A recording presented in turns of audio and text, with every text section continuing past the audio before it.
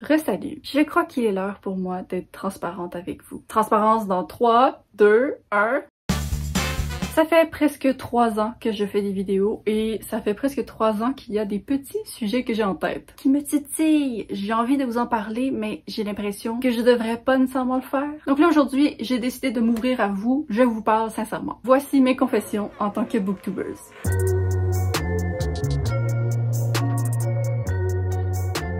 Alors, je dirais qu'en général, il y a 2 raisons pour lesquelles j'ai jamais parlé des sujets qui seront dans cette vidéo. La première raison, c'est tout simplement parce que ce sont pas des sujets qui sont assez longs pour mériter une vidéo qui leur est entièrement dédiée. Et deuxièmement, c'est parce que parfois ce sont des sujets un peu délicats à approcher, je trouve. Mais bon, aujourd'hui, je vais en parler, donc allons-y avec la première confession.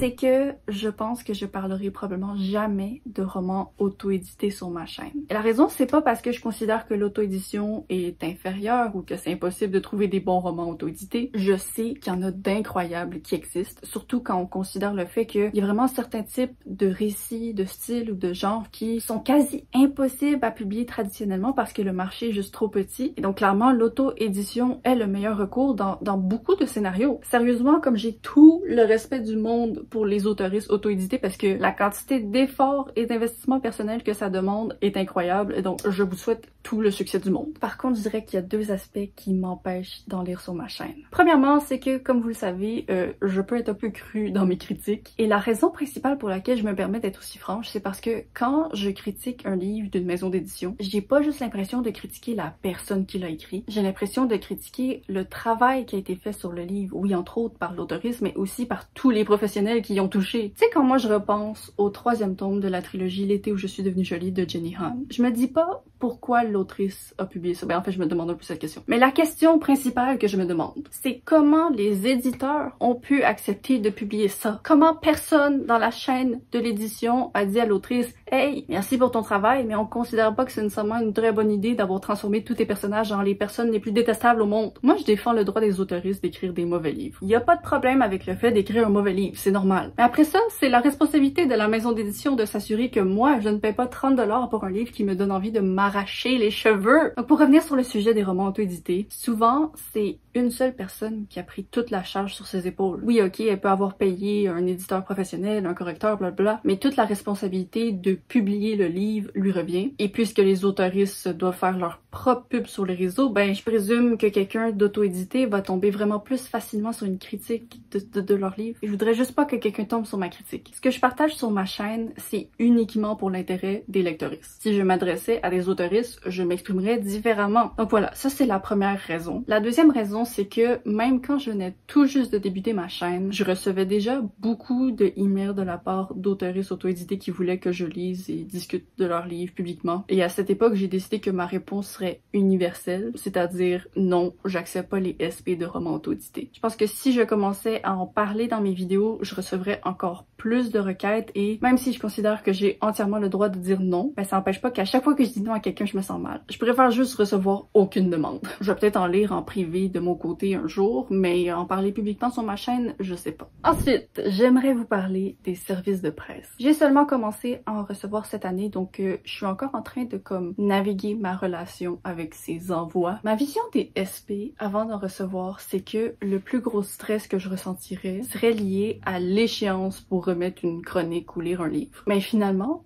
pas du tout, parce que pour l'instant, je suis vraiment contente d'avoir uniquement fait l'expérience de maisons d'édition qui me donnent pas d'échéance. Genre, j'arrête pas d'entendre parler de maisons d'édition qui deviennent de plus en plus sévères, mais moi, honnêtement, pour l'instant, au Québec, je vous dis, les gens sont chill. Je dois vous avouer que ce que j'aime le plus des SP pour l'instant, c'est que oui, ok, je reçois un livre gratuitement, c'est super, merci beaucoup, j'apprécie. Mais moi, ce qui me fait vraiment plaisir, c'est que ça me permet d'ajouter une nouvelle page à ma grille Excel de fichiers lecture. Et genre, je peux inscrire des stats propres au SP, puis j'aime vraiment ça. Donc, juste parenthèse, là. J'ai d'autres choses à vous dire, mais parenthèse. Le plus petit laps de temps que j'ai mis pour lire un SP, c'était 4 jours. La plus longue période de temps, c'était 8 mois après avoir reçu le SP. Mais non, finalement, le truc le plus difficile que je trouve, c'est l'espèce de dilemme moral dans lequel je me retrouve. Parce que d'un côté, je considère que la chose la plus importante absolument, c'est de rester honnête vis-à-vis de mes avis. C'est impossible que je mente pour faire de la pub à un SP, là. Mais d'un autre côté, j'ai énormément de stress chaque fois que je lis un SP parce que j'ai peur de le détester. Vous savez à quoi je ressemble quand je déteste un livre, ok? Puis si vous le savez pas, regardez la vidéo de la semaine dernière. Si j'adore pas mon SP, ok, ça va. Mais je veux juste pas tomber sur un livre que je déteste. Pour l'instant, heureusement, c'est jamais arrivé parce que je fais vraiment très attention avec les choses que je demande. La plus basse note que j'ai donnée, je pense, en SP, c'était un 3.5, donc honnêtement, j'ai énormément de chance avec mon appréciation. Mais il y a quand même un autre stress qui s'ajoute à ça. Parce que les maisons d'édition, elles savent pas nécessairement c'est quoi une note positive pour moi. Genre quand je vais sur Instagram et que je regarde les comptes qui reçoivent et chroniquent beaucoup de SP, je remarque que ce sont des comptes qui ont tendance à être peut-être plus généreux que moi dans leurs notes. Genre pour eux, une lecture ok, bonne, agréable, c'est un 4 étoiles, puis une très bonne lecture, c'est un 5 étoiles. Mais comme je regarde les avis, je suis comme, sont où les 3, les 2 étoiles? Tu sais, parce que pour moi, il y a vraiment des mois où la plus haute note que je vais donner, c'est un 3.5. Donc pour moi, un 3.5, c'est une note que je recommande. Mais pour la majorité des comptes que je vois sur Instagram, ben un 3.5, c'est comme, ah, je recommande pas nécessairement. Puis je le vois quand je donne 3.5 à un SP, la maison d'édition, elle repartage pas mon avis parce que pour elle, ben 3.5, c'est pas génial. Puis là, je sais pas, est-ce que ça sonne comme si je suis en train de dire que les gens ils mentent sur leurs notes? Parce que c'est pas ça que je veux dire. Je parle strictement du fait qu'on a vraiment tous un système différent de notation. Puis que le mien, je pense, se classifie un peu plus du côté sévère. Je sais pas. Diriez-vous je suis sévère avec mes notes? En tout cas, j'aime pas ça. Parce que moi, je veux être honnête avec vous, mais en même temps, j'arrive pas à oublier l'investissement monétaire des maisons d'édition qui m'envoient un livre et avec le prix des livres récemment, oh! Genre, on m'a envoyé Le Pont des Tempêtes, là, puis je viens de réaliser que ça coûtait 50$. Donc là, si je le lis, là, puis que je lui donne comme une étoile puis je le déteste, ben je vais me sentir mal. Parce que la maison d'édition, c'est vraiment genre un 50$ gaspillé sur moi, là. Puis ça, c'est sans inclure le coût de l'envoi. Mais bon. Moi, j'ai pas besoin de livres gratuits dans ma vie. Je suis une girl de bibliothèque municipale. La seule raison pour laquelle il y a des livres derrière moi, c'est parce que j'ai voulu me remplir des bibliothèques pour avoir un décor BookTube. Donc voilà, faut juste que je garde en tête que si une maison d'édition décidait de plus m'envoyer de livres parce que je suis trop difficile, que veux-tu? Mais je vais survivre. Mais ça n'empêche pas que je gère quand même un peu de culpabilité personnelle quand j'encourage pas une maison d'édition avec un avis. Donc voilà, pour l'instant, ma façon de gérer ce dilemme, c'est que sur Instagram, je vais surtout parler des points positifs d'un SP, puis je vais comme mentionner à la fin de la critique, hey, je vous en parle davantage dans une vidéo. Alors vous pouvez considérer que dans mes vidéos, c'est mon avis 100% complet, honnête. Sur Instagram, mon avis est honnête aussi, mais je considère que les posts, les photos que je mets, c'est plutôt comme un cadeau promotionnel pour la maison d'édition pour les remercier de m'avoir envoyé le livre. Puis comme, est-ce que c'est la meilleure façon de gérer ça? Je devrais m'en foutre. Si on considère le temps que ça me demande pour lire le livre, pour le chroniquer, pour monter les vidéos, blablabla, la valeur monétaire du livre est vraiment surpassée de mon côté. Mais bon, pour l'instant, c'est comme ça que je procède. Et je suis certaine que ça va changer dans le futur et on s'en reparlera. Maintenant, j'aimerais toucher à un sujet particulier. La pression des vidéos saisonnières. Et c'est quelque chose que j'avais jamais remarqué avant de moi-même contribuer à BookTube. Mais là, c'est absolument indéniable. Le succès d'une pile à lire saisonnière dépend entièrement d'à quel point tu te prends à l'avance pour la poster. Si tu es dans les premières personnes à poster ta pile à lire pour l'été, par exemple, ben super, les vues vont venir. Si tu postes ta vidéo 2 ou 3 semaines plus tard, quand l'été est officiellement commencé, c'est mort. Les gens vont avoir déjà vu une vingtaine de piles à lire d'été passer sur leur accueil et ils vont être très moins portés à cliquer. Et ce que j'aime pas de ça, c'est que on dirait qu'il y a comme une course aux premières vues et que chaque année, les vidéos saisonnières sortent de plus en plus tôt. C'est un phénomène qui existe pas juste pour les pales. Je trouve que les pales, c'est le meilleur exemple. Oh, dododomino. Oui. Dododomino. Ça le fait aussi pour des vidéos comme le Mid-Year Book Freakout Tag. Genre cet été, là, on était à la fin mai et j'en voyais déjà sur mon accueil. Mais on s'entend là que techniquement, la mi-année, c'est vraiment le 1er juillet. Je vais te permettre de poster ton tag 2 semaines à l'avance, mi-juin. Mais là, en mai, là, on abuse, les amis. Puis ce que ça fait, c'est que quand toi, tu postes ton tag plus tard, au moment approprié, ben les gens, ils en ont tellement marre de voir ce tag passer, d'entendre les 15 mêmes questions à chaque fois. Je trouve ça stressant de constater qu'à chaque année, ça empire. Genre, l'année prochaine, là, le mid-year, ça va-tu être le 1er avril? Mais tu sais, je peux pas trop me plaindre parce que moi-même, je contribue à ce phénomène. La manière que je fonctionne personnellement, c'est que pour mes piles à lire saisonnières, ben, je les poste toujours 3 semaines avant le début de la saison. C'est en quelque sorte l'équilibre que j'ai trouvé pour comme nourrir la santé de ma chaîne en permettant à ma vidéo d'être découverte par de nouvelles personnes et aussi de pas trop nourrir l'avance que les vidéos prennent à chaque année. Mais sérieusement, je trouve ça fou. Puis le pire exemple de tous, c'est le Pumpkin Autumn Challenge. Je sais que c'est comme un peu la royauté de Booktube là, mais non seulement le titre du challenge est laid et beaucoup trop long, mais c'est le phénomène le plus enflammé et éphémère en même temps. Genre si tu réussis à sortir ta palle juste après l'annonce des catégories, oh ma fille, tu t'en vas jusqu'au ciel. YouTube, il va t'envoyer ta vidéo à toute la terre entière. Mais après ça, je voyais des gens qui postaient leur palle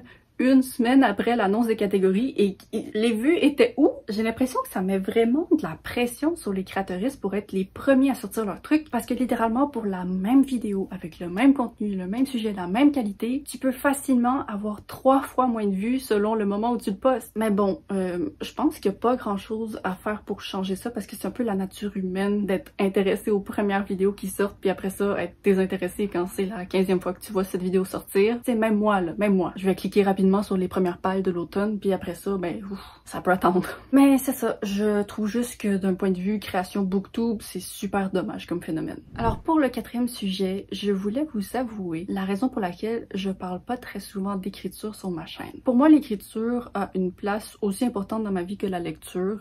Vraiment, ce sont 2 passions que j'ai développées en même temps quand j'étais enfant et elles m'ont pas lâché depuis. Par contre, même si j'ai fait quelques vidéos d'écriture au fil des années, ben, je me sens 1000 fois plus confortable de parler de lecture sur cette chaîne. La raison de base, c'est que j'ai vraiment l'impression que vous êtes là pour la lecture, donc si je parlais d'écriture, ben je vous ennuierais. Mais l'autre raison, c'est que j'ai l'impression que de mélanger des critiques de livres et de l'écriture dans une même chaîne, ça donne peut-être l'impression que je pense savoir mieux écrire que les autoristes que je critique. Et on s'entend que non, là, absolument pas. Déjà, j'aimerais dire, je considère qu'on peut critiquer un repas même si on cuisine nous-mêmes mal. Ok, précision, je ne suis pas en train de dire que si c'est jamais toi qui cuisine puis que quelqu'un te cuisine un repas, t'as le droit de faire des commentaires sur comment il devrait l'améliorer. Je suis juste en train de dire que même si toi t'as pas des bonnes capacités culinaires, t'es capable de dire que ce que tu te mets dans la bouche, ça goûte vraiment pas bon, genre. Comme quelqu'un qui chante super mal peut reconnaître qu'un chanteur est en train de fausser. Mon chat est venu semer le chaos. Qu'est-ce que je disais? Ok, donc, même si je considère que j'aurais pas besoin de savoir bien écrire pour savoir bien critiquer des livres, parce que j'ai pas besoin de savoir comment réaliser un film pour te dire mon appréciation du film, ben j'ai quand même un malaise interne à mélanger l'écriture et la critique. Je sais pas comment les mêler à un seul endroit sans que ça paraisse comme « Hey, ces livres, ils sont mauvais. Regardez-moi écrire un meilleur livre maintenant. » Puis d'ailleurs, je pense que si un jour j'essayais de poursuivre une publication en maison d'édition avec un de mes projets, j'aurais beaucoup de pression sur les épaules due au fait que je suis très vocale dans mes avis et que les gens qui me liraient s'attendraient peut-être à un truc parfait. Tu sais, moi, je fais juste travailler sur des histoires qui m'intéressent en sachant pertinemment qu'elles sont aussi bourrées de défauts que les trucs que je critique sur ma chaîne. C'est dur écrire un bon livre, ok, mais on a quand même le droit de critiquer les trucs qui font qu'un livre est pas le meilleur. J'ai pas vraiment de conclusion sur ce point. Encore une fois, l'écriture, c'est comme un sujet que je me sens plus confortable d'aborder sur Instagram parce que j'ai l'impression que c'est un peu plus personnel comme compte que ma chaîne YouTube. Peut-être qu'un jour, il y aura plus de contenu d'écriture sur ma chaîne, peut-être que non. Pour conclure cette vidéo, parlons des commentaires YouTube.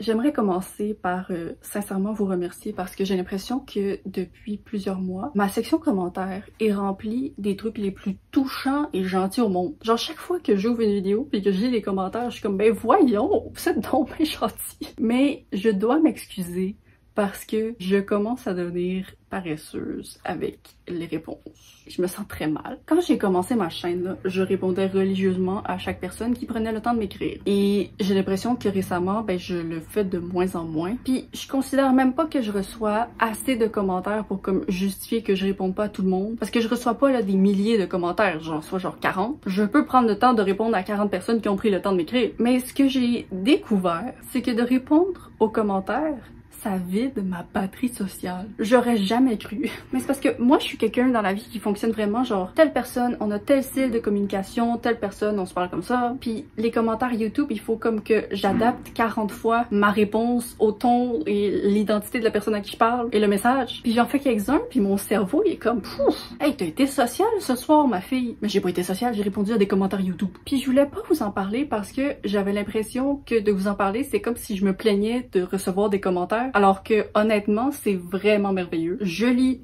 chaque commentaire sans faute que je reçois et à chaque fois, genre, je me réjouis tellement, je vais le montrer à mon copain, j'en parle à ma mère. Mais c'est juste que vos commentaires sont tellement précieux pour moi que je veux y répondre d'une manière adéquate, sincère. Puis quand je manque d'énergie, ben le cerveau il est plus là. Donc, ce que j'aimerais que vous sachiez, c'est que même si je vous réponds pas, j'ai lu le commentaire. Je l'apprécie plus que tout et j'espère que le fait que j'y réponde pas toujours, ça veut pas dire que je vous prends pour acquis. Parce que si c'est de l'énergie pour moi de vous répondre, ben c'est de l'énergie pour vous de m'écrire, donc j'apprécie vraiment l'effort. Merci beaucoup d'être là. Alors voilà, ce sont les confessions que j'avais en tête pour cette vidéo. Mais si jamais c'est un concept qui vous intéresse, ben peut-être que je vais revenir me confesser à vous dans le futur si j'ai d'autres trucs à confesser. J'aimerais vraiment avoir votre pensée sur les sujets que j'ai abordés aujourd'hui, donc j'ai pas de questions précises. En fait, si vous avez quelque chose à confesser vous en tant que consommateuriste de contenu booktube, ben allez-y, je suis très curieuse. Je vous remercie d'avoir regardé cette vidéo. N'hésitez pas à vous abonner si ce n'est pas déjà fait pour ne pas manquer la suivante. Je poste les vendredis à 10h30 pour le Québec et 16h30 pour la France. Bye bye!